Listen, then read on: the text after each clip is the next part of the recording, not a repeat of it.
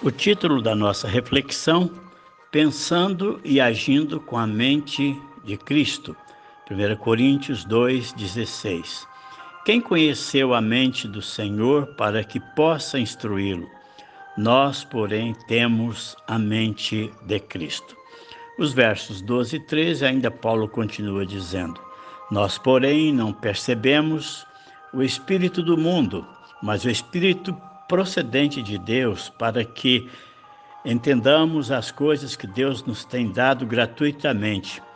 Delas também falamos, não com palavras ensinadas pela sabedoria humana, mas com palavras ensinadas pelo Espírito, interpretando verdades espirituais para os que são espirituais. Pensamento e ação sob a direção do Espírito Santo exige de nós atitudes e posturas em sintonia com aquele que tem a sabedoria.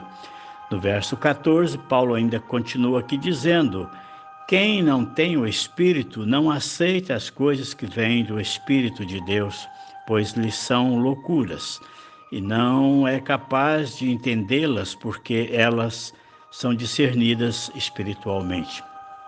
O Espírito Santo é o nosso instrutor. Instrutor é quem transmite conhecimento. Ele inicia sua missão em nossas vidas quando nos convence do pecado, da justiça e do juízo, e ainda selando as nossas vidas com a verdade do Evangelho, que é o poder de Deus para a salvação de todo aquele que crê.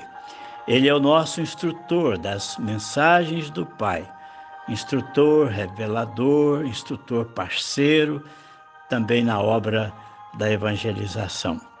A natureza espiritual responde à revelação de Deus e não ao intelecto humano.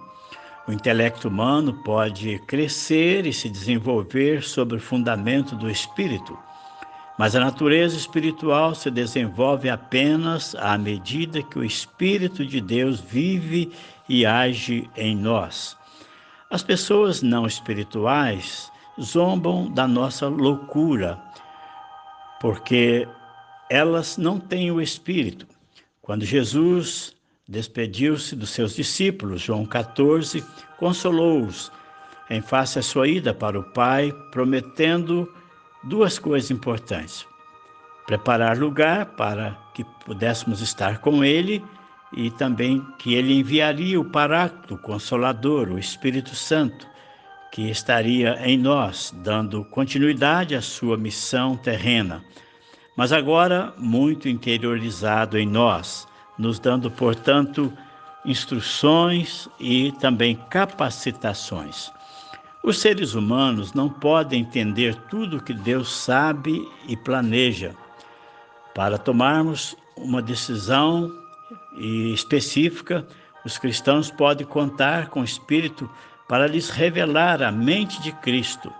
O Senhor que subiu ao céu continua a ajudar seus seguidores a terem uma perspectiva adequada em relação à vida. Paulo, falando aos Gálatas, no capítulo 4, verso 6, diz: porque vocês são filhos, Deus enviou o Espírito do seu Filho ao coração de vocês, e ele chama Abba, Pai. Jesus frequentemente se dirige a Deus como Abba, uma palavra aramaica que significa pai ou papai. Ele ensinou seus seguidores a começarem suas orações com as palavras Pai Nosso. O Espírito, a quem Deus deu seus filhos, nos ensina a orar Abba, Abba Pai, lembrando-nos do próprio ensinamento de Jesus sobre o assunto, João 14, 26. Há três implicações aqui. A primeira, estamos seguros do amor e proteção de Deus. Segunda, o Espírito revela as coisas profundas de Deus. 1 Coríntios 2, 9 a 10.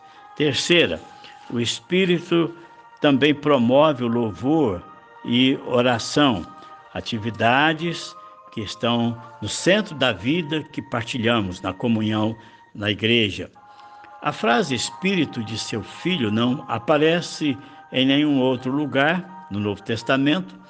Exemplos, por Atos 8:39, 16:7, Romanos 8:9 e 1 Pedro 1:11. O Espírito é chamado o Espírito de Cristo, porque é dado apenas àqueles que têm fé em Cristo e porque Ele sempre atua para nos lembrar de Cristo, de seus ensinamentos e do Evangelho. Percebemos que sabemos tão pouco, que somos incapazes até mesmo de orar de maneira certa. Não conseguimos expressar de modo adequado nosso amor por Deus, nossa adoração, nosso arrependimento, nem mesmo nossos pedidos. Podemos ficar sem palavras para verbalizar nossas orações, exprimindo nossos desejos mais profundos através de gemidos em vez de palavras. Esses gemidos, assim como a oração Abba, são a operação do Espírito dentro de nós, auxiliando-nos nas nossas orações. Orando dentro de nós, por nós, podemos ter certeza de que Deus responderá a essas orações. Deus sabe que os gemidos são orações alinhadas com a sua vontade e propósitos, que é criar uma família para si mesmo. A oração vem de Deus.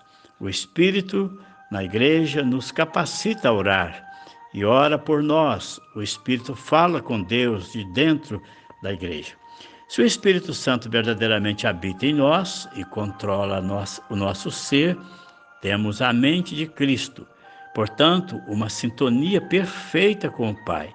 Assim sendo, temos tudo para pensar e agir com a mente de Cristo, com os ditames do Espírito Santo que está em nós, portanto, controlando todo o nosso ser e as nossas atitudes.